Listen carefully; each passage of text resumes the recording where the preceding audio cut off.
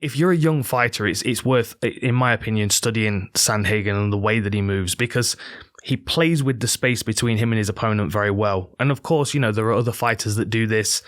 TJ Dillashaw does this very well. Of course, Dominic Cruz does this very well.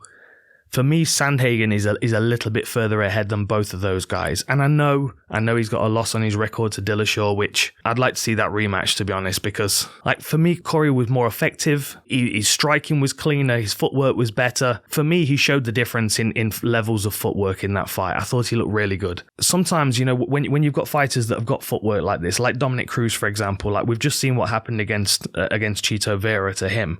Like, there are risks with that kind of footwork, because a lot of it requires your hands to be kind of down at your chest and dipping and sliding to one side and turning off, pivoting off with your hands down, because it makes most of the momentum it makes the most of your momentum as you're moving.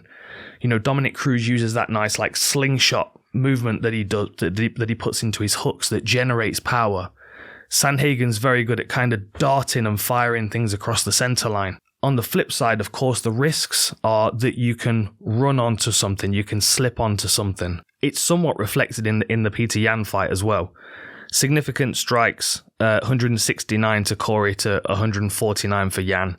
172 total strikes, 158. There was a knockdown for Peter Yan, of course, a submission attempt. So that there is slightly more on the side of Peter Yan, but what the stat shows is that work rate over 5 rounds is there for Cory Sandhagen against the likes of Peter Yan and TJ Dillashaw. And I don't think that Song Yadong is at that level where he can give Cory Sandhagen the same kind of problems that those two did. Even against Yan and Dillashaw, there were still moments where he looked really good. I still really enjoy watching those fights to appreciate both fighters, but I mean, I watched Sandhagen against Dillashaw again today, and his footwork is just so slick. It's so loose and elusive, and you know, I mean, 2 of 19 takedowns. It's his takedown offense. What was it? Was that like 9%, 10% success? It was a really strong performance, and I feel like on a different night, you know, other judges might have seen it differently. And I think in a rematch, we're going to see a better Cory Sandhagen and the same TJ Dillashaw. I mean, that's just me speculating, but I feel like Cory's got the mind where he's going to keep progressing. For Song Yadong, he's definitely going to keep progressing because he's young. He's still very much at the beginning of his career, even though he's got a lot of experience behind him. And he has physical attributes that really, you know, accentuate his style. You know, he's a power puncher. He likes to walk people into range with a nice tight guard and then let go. Beautiful power shots, you know, 3, 4, 5 strike combinations.